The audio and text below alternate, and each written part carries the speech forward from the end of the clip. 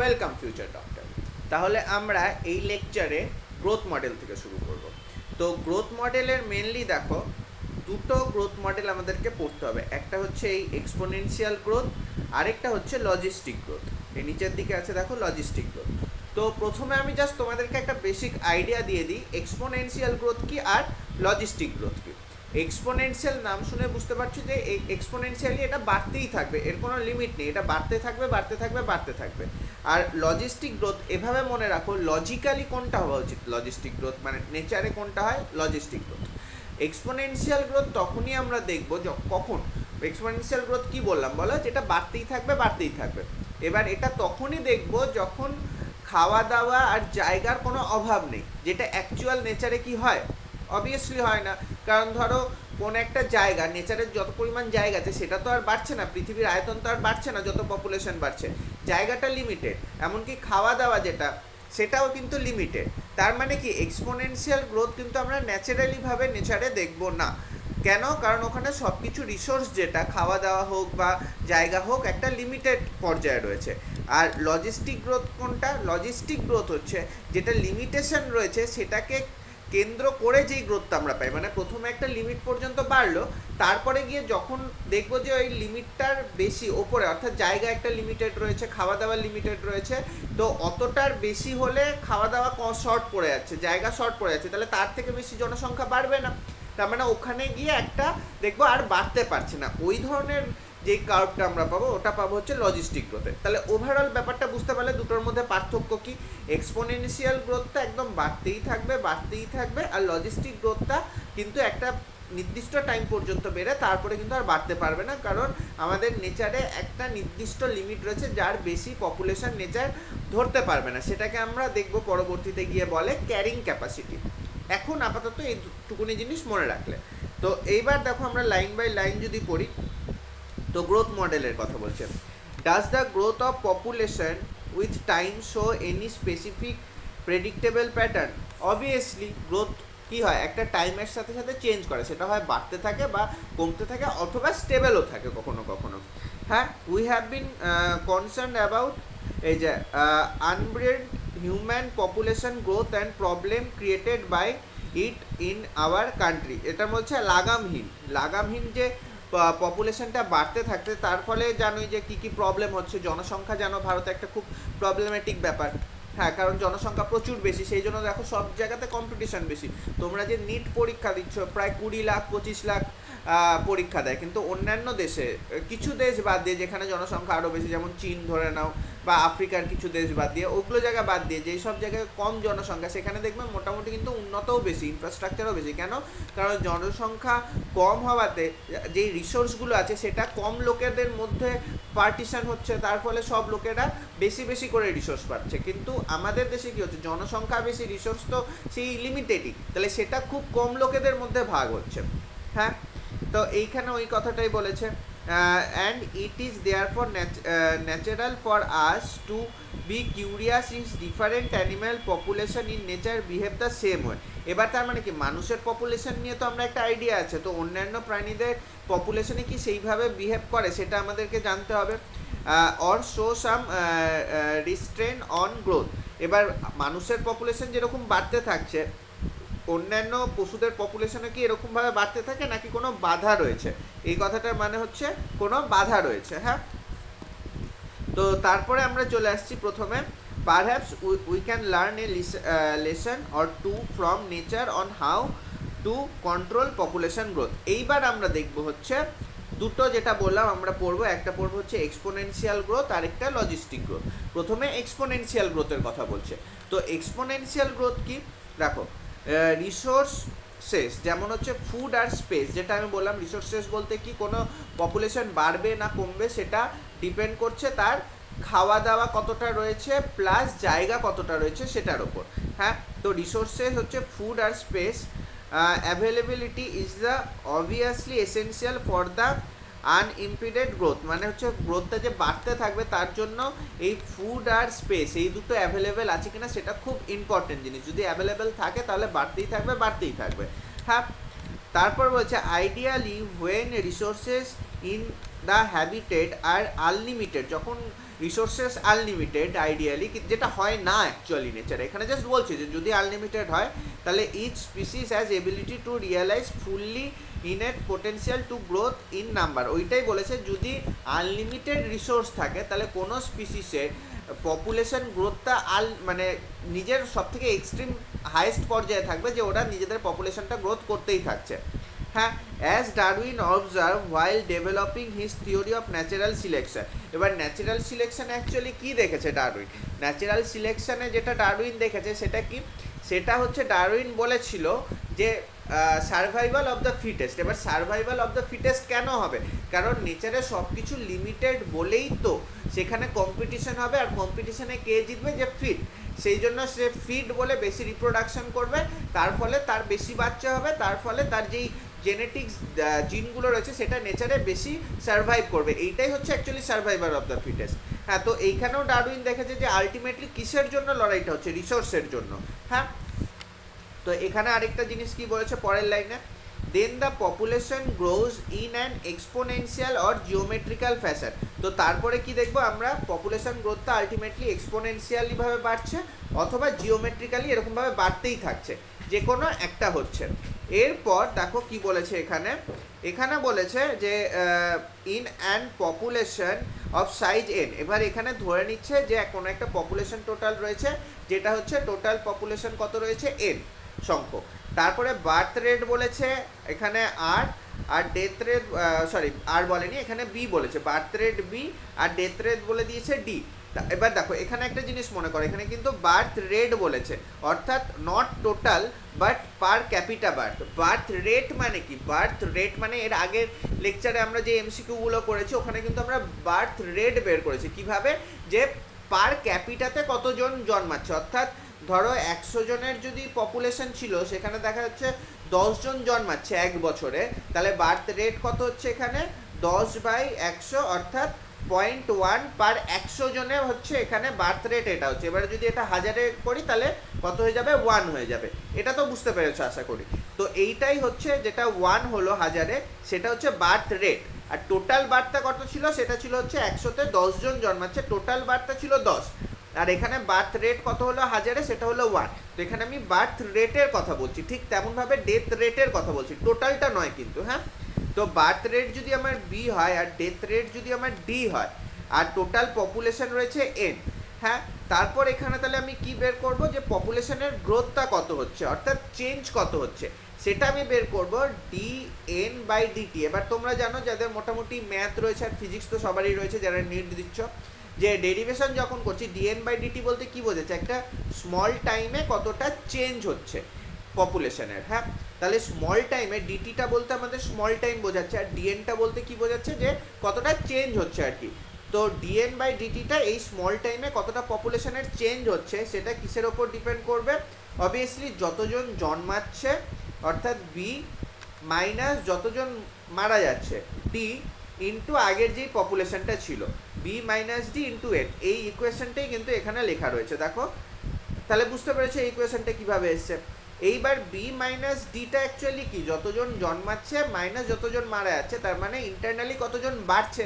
মানে ধরো একটা পপুলেশনে দেখছি 100 জনের মধ্যে টোটাল মারা যাচ্ছে 5 জন আর জন্মাচ্ছে 10 জন, তার মানে আলটিমেটলি প্রতি বছরে যদি এটা হয় তাহলে প্রতি বছরে কতজন করে পপুলেশন বাড়ছে? তাহলে প্রতি বছরে 5 জন করে বাড়ছে। কীভাবে বুঝলাম? কারণ 10 জন জন্মাচ্ছে 5 জন মারা যাচ্ছে, তার মানে 10 মাইনাস 5 ইকুয়াল টু 5, তার মানে প্রতি 5 জন এক্সট্রা করে অ্যাড হচ্ছে। এই যে এক্সট্রা করে 5 জন অ্যাড হচ্ছে অর্থাৎ বি মাইনাস ডি, এটাকেই আমরা বলছি আর। আরটা কি তাহলে? আরটা হচ্ছে intrinsic rate of natural increase. বোঝা গেছে এই জায়গাটা? Natural increase and is a very important parameter chosen for assessing the impact of any biotic abiotic factor on population growth. কেন এটা ইম্পর্টেন্ট বায়োটিক অ্যাবায়োটিক ফ্যাক্টর? কারণ অবভিয়াসলি কোনো population growth কখন হবে তোমরা বলো? যখন সব কিছু ভালো থাকবে তখন গ্রোথটা অনেক বেশি হবে। সব কিছু ভালো থাকবে বলতে ঠিকমতো 1 নম্বর কথা তো রিসোর্সটা অনেক বেশি অ্যাভেলেবেল থাকবে, তাছাড়া শুধু কি রিসোর্সের ওপর ডিপেন্ড করে না, বায়োটিক ফ্যাক্টরে যেমন ধরো ডিপেন্ড করছে প্রিডেশন কত, ধরো একটা জঙ্গলের মধ্যে হরিণের পপুলেশন কতটা বাড়বে সেটা শুধুমাত্র ডিপেন্ড করে না এটার ওপর যে জঙ্গলটা কত বড় আর জঙ্গলে কত ঘাস আছে, শুধুমাত্র এই দুটোর ওপর ডিপেন্ড করে না, যেটা বললাম রিসোর্সের মধ্যে ফুড হয়ে গেল কত ঘাস আছে আর স্পেস হয়ে গেল জঙ্গলটা কত বড়, শুধু কি এই দুটোর ওপর ডিপেন্ড করবে না, জঙ্গলে কতগুলো বাঘ রয়েছে সেটার উপর ডিপেন্ড করবে, বা জঙ্গলে কতটা ধরো কি ধরনের ব্যাকটেরিয়া রয়েছে যেটা হরিণকে আক্রমণ করতে পারে, হরিণের মৃত্যু বাড়িয়ে দিতে পারে, অথবা এটার উপরেও ডিপেন্ড করছে যে জঙ্গলে ধরো কি ধরনের কতটা তীব্র মানে টেম্পারেচার কত, এবার যদি খুব হাই টেম্পারেচার হয় যেখানে হরিণ বাঁচতে পারে না, বা খুব লো টেম্পারেচার হয় যেখানে হরিণ বাঁচতে পারে না, সেগুলোর ওপরেও ডিপেন্ড করছে। ধরো একটা পুরো জঙ্গল রয়েছে সেখানে খাবারও অ্যাভেলেবেল রয়েছে কিন্তু টেম্পারেচার হচ্ছে ধরো প্রায় জাস্ট মানে বলছি থিওরিটিক্যালি বলছি ধরো 60 ডিগ্রি, তাহলে সেখানে কি কোনো প্রাণী বাঁচবে? কিন্তু সেখানে তো রিসোর্স অ্যাভেলেবেল না, রিসোর্স অ্যাভেলেবেল না, অবভিয়াসলি বাঁচবে না প্রাণী। তো তার মানে কি বায়োটিক আর অ্যাবায়োটিকের ওপর ডিপেন্ড করছে যে ইন্ট্রিনসিক রেটটা কত হবে, কারণ অবভিয়াসলি যেটা আমি বললাম যে টেম্পারেচার অনেক বেশি, তাহলে অবভিয়াসলি মৃত্যুর হার অনেক বেশি হবে জন্মের থেকে, তার মানে সেখানে হচ্ছে গ্রোথটা কি দেখবো যে ধীরে ধীরে কমে যাবে। কিন্তু যদি দেখি সব কিছু ঠিকঠাক আছে তাহলে গ্রোথটা বাড়বে, তার মানে intrinsic rate of natural increase যেটা সেটা অবভিয়াসলি বায়োটিক আর অ্যাবায়োটিক ফ্যাক্টরের ওপর অনেকটা ডিপেন্ড করছে। তারপর চলে আসছি আমরা এখানে কি বলছে, to give you some idea about the magnitude of R value. এবার এখানে কয়েকটা এক্সাম্পল দিয়েছে যে আর ভ্যালুটা কোথায় কোথায় কত, যেমন for the Norway rat R is এত, রেট অফ আর ইজ এত, নরওয়ে র্যাট সরি রেট নয় র্যাট, হ্যাঁ তো নরওয়ে র্যাটের ক্ষেত্রে কি বলেছে আর ভ্যালু এত বলেছে, ফর দ্য ফ্লোর বিটেল যেটা একটা অন্য আরেক ধরনের প্রাণী সেটার ক্ষেত্রে বলেছে 0.12, আর in 1981 the R value of human পপুলেশনের বলেছে 0.025। এবার এই ভ্যালুগুলো কি মুখস্থ করার দরকার আছে? দেখো এনসিআরটিতে যেহেতু আছে তো অবভিয়াসলি করে নাও, কারণ বলা যায় না যে নিটে কখন দেবে কখন দেবে না সেটার জন্য। হ্যাঁ তো হিউম্যানের পপুলেশন বলছে find out what the current R value is. এবার বর্তমান আর ভ্যালুটা আমি এটা হচ্ছে নেট থেকে দেখে রেখেছি, সেটা হচ্ছে 0.0101 থেকে মোটামুটি 0.0108 পর্যন্ত, যেটা হচ্ছে হিউম্যানের বর্তমান আর ভ্যালু, মানে হচ্ছে কতটা গ্রোথ হচ্ছে। এইবার দেখো ফর ক্যালকুলেটিং ইট, এবার অবভিয়াসলি আর ভ্যালু ক্যালকুলেটের জন্য আমার কী লাগবে, এক হচ্ছে ডেথ অফ বার্থ রেট লাগবে আর ডেথ রেট লাগবে। তো ওই কথাই বলেছে যে বার্থ রেট আর ডেথ রেটটা কিন্তু আমাদের জানতে হবে।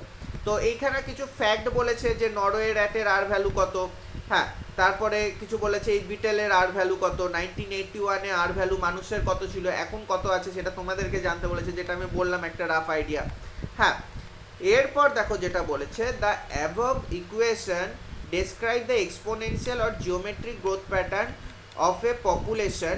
এবার এইটা যেটা বলেছে যে জে শেপের হয়, জে শেপ মানে কি এখানে দেখো এটা জে টাইপের না, তো এই কথাই বলেছে যে জে শেপের একটা কার্ভ পাচ্ছে, অর্থাৎ এই ইকুয়েশনটাকে যদি আমরা হচ্ছে গ্রাফে আঁকতে চাই তাহলে কীরকম পাবো, এই জে শেপের কিন্তু একটা কার্ভ পাবো। এবার তোমরা বলবে স্যার এটা কি, এটা আলাদা আসছে, এটা পরে আসছি আমরা। হ্যাঁ তো এখানে দেখো জে শেপের কার্ভ পাচ্ছি প্লট, তো এই কথাটাই এখানে বলেছে। এবার এই ইকুয়েশনটা থেকেই কিন্তু আমরা এই ইকুয়েশনটা পাই কিভাবে, যাদের ম্যাথ রয়েছে তোমরা জানো যে ধরো এই যে এখানে আমি শর্টে করে রেখেছি, তোমরা স্ক্রিনে দেখতে পাচ্ছ, এই যে দেখো প্রথমে আমাদের কি ছিল DN by DT equal to R N, এটা হচ্ছে আমাদের ইকুয়েশনটা ছিল।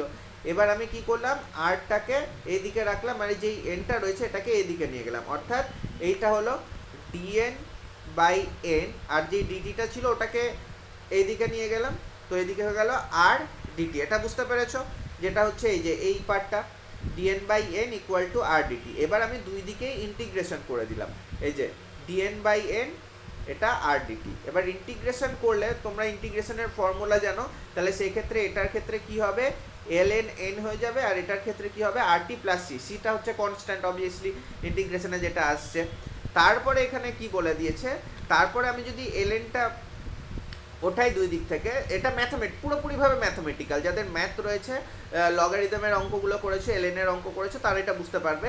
তাহলে ওখান থেকে আমরা এই জায়গাটা থেকে পেয়ে যাব হচ্ছে যেটা হচ্ছে ই দিয়ে আমরা রিপ্লেস করছি, হ্যাঁ N equal to E to the power R T plus C.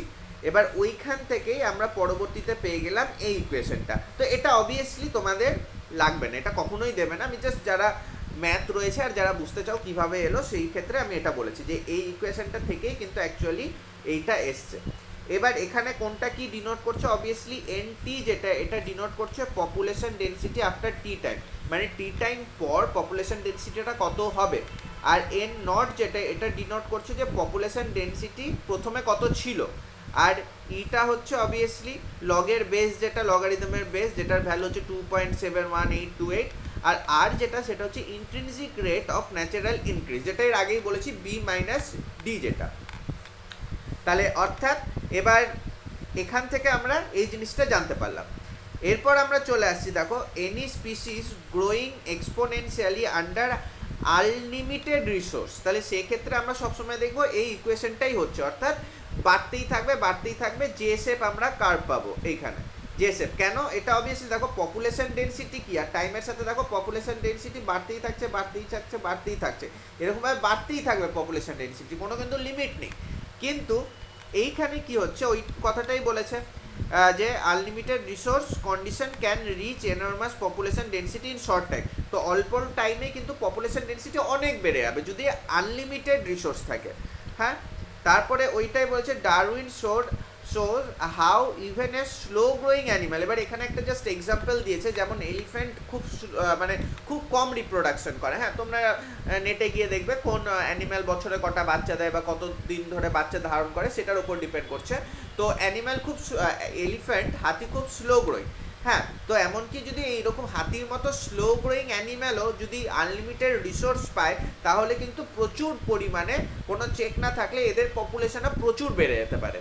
Just একটা এক্সাম্পল দিয়ে বলেছে। তারপর এখানে একটা পুরো গল্প বলেছে যার সাথে নিটার কোনো সম্পর্ক নেই, তাও জাস্ট বলে দিই। এখানে একটা রাজা ছিল, এই রাজার সাথে একজন দাবা খেলতে এসেছিল। তো রাজা খুব ভালো দাবা খেলতো। তো যে দাবা খেলতে এসেছিল সে বলল যে আমি যদি জিতি তাহলে দাবার যেই ছকগুলো থাকে জানো টোটাল হচ্ছে 64টার মতো থাকে। তো বললো যে আমি যদি জিতি তাহলে আমাকে এক একটা ছকে একটা করে গ্রেন দিতে হবে, গমের দানা আর কি। পরবর্তী ছকে তার 2 গুণ হয়ে যাবে, মানে ফার্স্ট ছকে যদি একটা হয় তারপরে হচ্ছে 2টো, তারপরে হচ্ছে 4টা, তারপরে হচ্ছে 8টা, তারপরে হচ্ছে 16টা, তারপরে হচ্ছে 32টা, এরকমভাবে বাড়তে থাকবে। তো টোটাল দাবার ছকে 64টা থাকে। তো রাজা ভাবলো যে এর এমন কি, দিয়ে দেবো, কত আর হবে একটা একটা করে দানা দিলে। কিন্তু মানে দেখা গেল যে এবার 2 টু দি পাওয়ার 64 যদি করে সেটা টোটাল কিন্তু এতগুলো হয়, মানে বুঝতে পারছো কত পরিমাণে হিউজ দানা হয়ে যাবে। অত পরিমাণে দানা গোটা রাজ্যেও তৈরি হয় না। তো ওই গল্পটাই এখানে বলা আছে, এটা জাস্ট একবার রিডিং পড়ে নেবে, এটা থেকে কোনো প্রশ্ন আসবে না অবভিয়াসলি। হ্যাঁ, জাস্ট মানে এইটুকুনি জায়গার থেকে বললাম।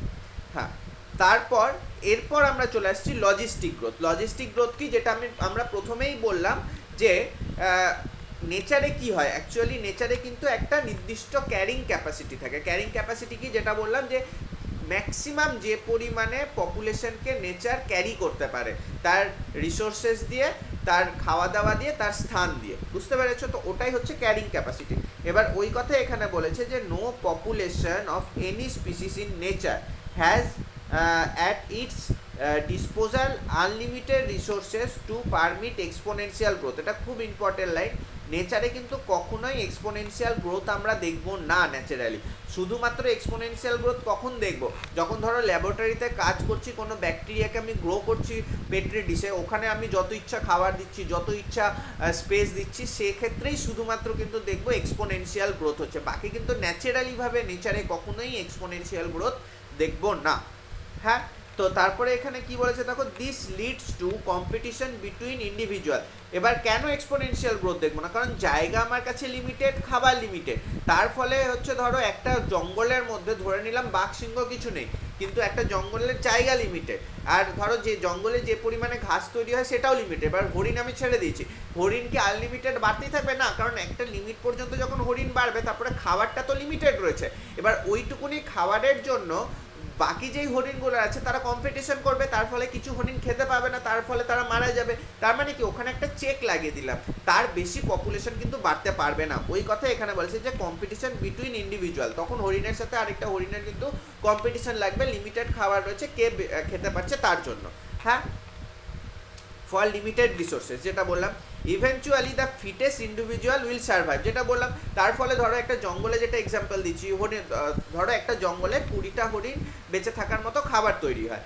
এবার যখনই সেই জঙ্গলে ধরে নিলাম 21টা হরিণ রয়ে গেছে, এবার 21টা হরিণের মধ্যে তার মানে একজনকে মরতে হবে। এবার কে মরবে? যেই হরিণটা ধরো খুব কম জোরে দৌড়াতে পারে সে মরবে। কেন? কারণ যারা বেশি জোরে দৌড়াতে পারে তারা গিয়ে খাবারটা আগে খেয়ে নেবে। এবার যে কম জোরে দৌড়াতে পারে তার মানে সে খাবারটা পাবে না, সে মরে যাবে। তার মানে এখানে কি হলো, যারা ফিটেস্ট রয়েছে তারাই একমাত্র বেঁচে থাকলো। এবার ফিটেস্ট বলতে যে সবসময় জোরে দৌড়াতে পারছে বা সব থেকে বেশি করতে পারছে তা নয়। ফিটেস্ট বলতে ডারউইন একমাত্র বুঝিয়েছে যে যেই ধরনের হ্যাবিটেটে থাকে সেখানে বেঁচে থাকার জন্য যেটা পজিটিভ পয়েন্ট, ওই পয়েন্টগুলো রয়েছে বলেই সে বেশি খাচ্ছে, বেশি বেঁচে থাকছে, বেশি রিপ্রোডাকশন করছে। এইটাই হচ্ছে মেন পয়েন্ট, যে যারা বেশি রিপ্রোডাকশন করছে, বেশি বাচ্চা দিতে পারছে, ওটাই কিন্তু ফিটেস্টের মেন পয়েন্ট। নাকি কে বেশি খাচ্ছে বা কে বেশি জোরে দৌড়াচ্ছে। সবসময় বেশি জোরে দৌড়ালে বা সবসময় বেশি খেলেই যে নেচারে বেশি টিকে থাকবে তা কিন্তু নয়। ন্যাচারালিভাবে একজন সাকসেসফুল সেই ডারউইনের মতে যে নিজের বেশি বাচ্চা নেচারে রেখে আছে, অর্থাৎ নিজের যে জিন রয়েছে সেটাকে নেচারে বেশি ছড়িয়ে যেতে পারছে, সেটাই কিন্তু অ্যাকচুয়ালি ন্যাচারালিভাবে বেশি সাকসেসফুল। হ্যাঁ, তো এরপর ফিটেস্ট অফ দ্য সার্ভাইভাল যেটা বললাম, দ্য গভর্নমেন্টস, এইবার ওইটাই বলেছে যে গভর্নমেন্টস। তাহলে এবার ইন্ডিয়াতে দেখবে একটা কথা তোমরা শুনেছো যে হাম দো হামারে দো। কেন? কারণ সব কিছুই পপুলেশন কন্ট্রোলের জন্য। চীনেও কিন্তু একসময় খুব খুব স্ট্রিক্টলিভাবে ফলো করা হতো যে ওয়ান চাইল্ড পলিসি, যে কোনো কাপল একটার বেশি চাইল্ড দিতে পারবে না। কেন? কারণ সবসময় এই যাতে আমাদের, এবার দেখো একটা দেশের তো রিসোর্স লিমিটেড, তো অবভিয়াসলি পপুলেশন যদি অনেক বেড়ে যায় তাহলে রিসোর্স লিমিটেড, তাহলে দুর্ভিক্ষ দেখা দেবে, তার ফলে মানুষজন মারা যাবে। তো গভর্নমেন্ট তো কখনোই চাইবে না। সেই জন্যই কিন্তু এই বিভিন্ন ধরনের ভেরিয়াস রিস্ট্রেন আনে যে হিউম্যান পপুলেশনকে লিমিটেড রাখার জন্য গভর্নমেন্টরা, যাতে হিউম্যান পপুলেশন অনেক বেশি না বেড়ে যায় ওই দেশে।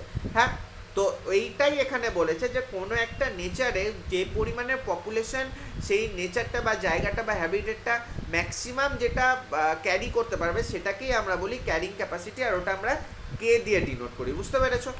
এরপর দেখো কি বলেছে, a population growing in a habitat with limited resources so initially lag phase. এবার আমরা কি দেখবো যে এবার দেখো কোনো পপুলেশন যখন বাড়ছে প্রথমে আমরা দেখবো ল্যাক ফেজে বাড়ে, তারপরে একটা এক্সেলারেশন ফেজ থাকে, তারপরে ডিএক্সেলারেশন ফেজ থাকে, তারপরে কি থাকে যে অ্যাসিম্পটট। তারপরে কি বোঝাচ্ছে এখানে? তার মানে এখানে বোঝাচ্ছে যে এইটা দেখো প্রথমে হচ্ছে অতটা হারেও বাড়ছে না। হ্যাঁ, তারপরে কি হলো, প্রচুর এক্সেলারেটেড বাড়লো। এবার যখন ক্যারিং ক্যাপাসিটির কাছে চলে আসলো, তারপরে হারটা যেহেতু কমে যাচ্ছে তাহলে কি হচ্ছে, ডিএক্সেলারেটেড হয়ে তারপর একটা নির্দিষ্ট সরলরেখায় চলে আসছে। তো এইটাকেই এখানে এক্সপ্লেন করেছে। এইটাই অ্যাকচুয়ালি এই যে এইটা হচ্ছে ক্যারিং ক্যাপাসিটি। তো এর ওপরে কিন্তু পপুলেশন বাড়তে পারবেই না। কেন? কারণ এর ওপরে অত তো রিসোর্সেস নেই, এর ওপরে বহন করার মতো পপুলেশনকে নেচারের কাছে রিসোর্স নেই। তো এটাই অ্যাকচুয়ালি কিন্তু নেচারে হয় যে প্রথমে এরকমভাবে বাড়লো ল্যাক, তারপরে এক্সেলারেশন, ডিএক্সেলারেশন, তারপরে একটা নির্দিষ্ট স্টেটে চলে আসলো। তো এই কথাগুলোই এখানে বলেছে। আশা করি বুঝতে পারছো তোমরা। তো এই যে এটা রয়েছে, তারপর when the population density reaches the carrying capacity, তখন একটা নির্দিষ্ট বিষয় চলে আসলো লাইনে, a plot of N in relation to time result in sigmoid curve. এবার এটা সিগময়েড কার্ভ হচ্ছে কেন? কারণ এস শেপে। তুমি দেখো এটা এস এর মতো না, এস আর এটা জে ছিল, তার মানে এটা খুব ইম্পর্টেন্ট। যে কার্ভ যদি হয় তাহলে সেটাকে আমরা কিসের গ্রোথ বলবো? Exponential growth. আর যদি এস শেপ বা সিগময়েড শেপ বলে সেটাকে আমরা কি বলবো? হচ্ছে লজিস্টিক গ্রোথ। এবার লজিস্টিক গ্রোথের একটা স্পেসিফিক নাম রয়েছে, সেটাকে আমরা কি বলছি? ভার্স্ট পার লজিস্টিক গ্রোথ। হ্যাঁ, এবার এই গ্রোথটার ইকুয়েশনটা কি? এই গ্রোথের ইকুয়েশন ওখানে আমরা দেখেছিলাম DN by DT equal to R N ছিল। হ্যাঁ, এখানে যেহেতু ক্যারিং ক্যাপাসিটিটা চলে আসছে, তো ক্যারিং ক্যাপাসিটির জন্য আমরা এক্সট্রা অ্যাড করে দেবো কে মাইনাস এন বাই কে। বলবে স্যার বুঝলাম না ঠিক, কারণ দেখো ক্যারিং ক্যাপাসিটিটা ম্যাক্সিমাম ক্যাপাসিটি, তার মানে যখন পপুলেশন এনটা তো population number equal to carrying ক্যাপাসিটির সমান হয়ে যাবে, তার মানে আর পপুলেশন বাড়তে পারবে না। এইটাই দেখো এই ইকুয়েশন থেকে হবে। তুমি কে এন বসিয়ে দেখো, এখানে আর এন দিলাম আমি। এবার কে যদি আমার এন এর সমান হয়ে যায় তাহলে এন মাইনাস এন বাই কে। এবার এন মাইনাস এন মানে কি? জিরো। তার মানে এখানে আর এন ইন্টু জিরো হলো, তার মানে ইকুয়াল টু জিরো। এবার কি ইকুয়াল টু জিরো হলো? D N by DT equal to zero. হ্যাঁ, D N by DT equal to zero. তার মানে এটা কি ছিল? এটা হচ্ছে গ্রোথ কতটা হচ্ছে, তার মানে গ্রোথ দেখো জিরো হয়ে গেল। কখন জিরো হলো? যখন কে ইকুয়াল টু এন হয়ে গেল, সেই জন্য এখানে এন বসিয়েছি, কে ইকুয়াল টু এন। কে মানে কি, ক্যারিং ক্যাপাসিটিটা যখন টোটাল পপুলেশনের সমান হয়ে গেল, তার মানে পপুলেশন তার বেশি বাড়তে পারবে না। এখান থেকেই বুঝতে পারছি যে পপুলেশনের ডিএন বাই ডিটি মানে বাড়ার হারটা ইকুয়াল টু 0 হয়ে গেছে। আশা করি তোমরা বুঝতে পেরেছো তাহলে ক্যারিং ক্যাপাসিটি। এরপর কিছু এমসিকিউ আমরা করব, তারপরে আমরা করব হচ্ছে লাইফ হিস্ট্রি অফ ভেরিয়েশন। তার আগে আমরা দেখে নিই এখানে কোনটা কি ডিনোট করছে। সেম, এন ডিনোট করছে হচ্ছে population density at time T, আর ডিনোট করছে ইন্ট্রিনসিক রেট যেটা বললাম বি মাইনাস ডি, এর আগেই শিখেছি আমরা। কে ডিনোট করছে ক্যারিং ক্যাপাসিটি। এরপর কিছু কথা বলা আছে, since resources for growth for most animal population are finite, obviously সবসময় রিসোর্সেস ফাইনাইটই রয়েছে, হ্যাঁ, become limiting sooner or letter.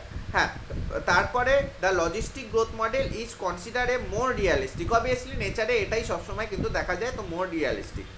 এরপর বলেছে gather from government census data the population figure of ইন্ডিয়ার পপুলেশন ফিগার বলেছে লাস্ট 100 বছরের জোগাড় করতে। এই যে একটা আমি নেট থেকে পেয়েছি, এখানে দেখো মোটামুটি 1955 থেকে আছে, 100 বছর নয়। হ্যাঁ, তো এই হচ্ছে গ্রোথ রেটটা। এবার এক সময় দেখো মোটামুটি কিন্তু এই জায়গাটা যতটা হারে বাড়ছিল, এখানে কিন্তু দেখো একটু স্টিফ হয়েছে। আর পপুলেশনের গ্রোথ রেট যেটা, এটা হচ্ছে টোটাল পপুলেশনের, অর্থাৎ এন কতটা বাড়ছে, আর গ্রোথ রেট যেটা, এটা হচ্ছে দেখো এখন কিন্তু গ্রোথ রেটটা কিন্তু ধীরে ধীরে কমছে। গ্রোথ হচ্ছে কিন্তু গ্রোথ রেটটা কমছে, মানে আগে যদি একটা মানুষ, মানে জাস্ট বলছি থিওরিটিক্যালি 10টা বাচ্চা দিত, এখন তাহলে 5টা বাচ্চা দিচ্ছে, মানে গ্রোথটা হচ্ছেই কিন্তু গ্রোথ রেট যেটা সেটা কমেছে। বুঝতে পেরেছো? তো এখানে বেশ কিছু অঙ্ক কয়েকটা রয়েছে, একদম ইজি। এবার দেখো এটা তো তোমাদের যেই মেন্সের পরীক্ষা না যে অনেক কঠিন অঙ্ক দেবে, আর এটা বায়োলজি, তো মেনলি ফ্যাকচুয়াল প্রশ্নই দেয় প্লাস কনসেপচুয়াল দেয়, বেশি ম্যাথামেটিক্যাল দেবে না। তাও কিছু ইজি ইজি অঙ্ক আমরা একটু প্র্যাকটিস করি। এ পপুলেশন যেখানে হচ্ছে 1000 bacteria doubles in 20 minute, what will be the population 1 hour. তাহলে হচ্ছে 20 মিনিটে 1000টা ব্যাকটেরিয়া ডবল হচ্ছে প্রত্যেক মিনিটে, তাহলে এক হচ্ছে খুব সোজাভাবে আমরা করতে পারি, যেটা হচ্ছে 20 মিনিটে যদি ডবল হয় তাহলে 1 ঘন্টায় কত হবে, 1 ঘন্টায় কটা 20 মিনিট আছে বলো, 1 ঘন্টায়, তাহলে হচ্ছে 1 ঘন্টায় অবভিয়াসলি 3টা 20 মিনিট, তাহলে প্রথমে 1000 রয়েছে, তাহলে একটা 20 মিনিটের পর হয়ে যাবে 2000, আরেকটা 20 মিনিটের পর হয়ে যাবে 4000, আরেকটা 20 মিনিটের পর হয়ে যাবে 8000। তো একদম ইজি হলো এটা। আর আরেকটা ডাইরেক্ট সূত্র ফেলে যদি আমরা করি, তাহলে অবভিয়াসলি সবসময় জানো যে ডবল হচ্ছে মানে 2 টু দি পাওয়ার 3, 3টা 20 মিনিট মানে হচ্ছে কতবার 2 টু দি পাওয়ার 3 হারে বাড়বে, আর কত ছিল পপুলেশন 1000, তো অবভিয়াসলি 2 টু দি পাওয়ার 3 কত হয় 8, 8 ইন্টু 1000 8000, তো 8000 উত্তর। বোঝা গেছে? তারপরের প্রশ্নটা যদি করি, in a population grows exponential রেকর্ডের, এখানে বলে দিয়েছি ইকুয়েশনটা dN by DT equal to R N. তার মানে এটা কোন ইকুয়েশনটা বলো, লজিস্টিক না এক্সপোনেনশিয়াল? অবভিয়াসলি এটা এক্সপোনেনশিয়ালের equation. And the intrinsic growth বলে দিয়েছে পয়েন্টার, আর এন মানে টোটাল পপুলেশনটা বলে দিয়েছে 500। What is the growth per year?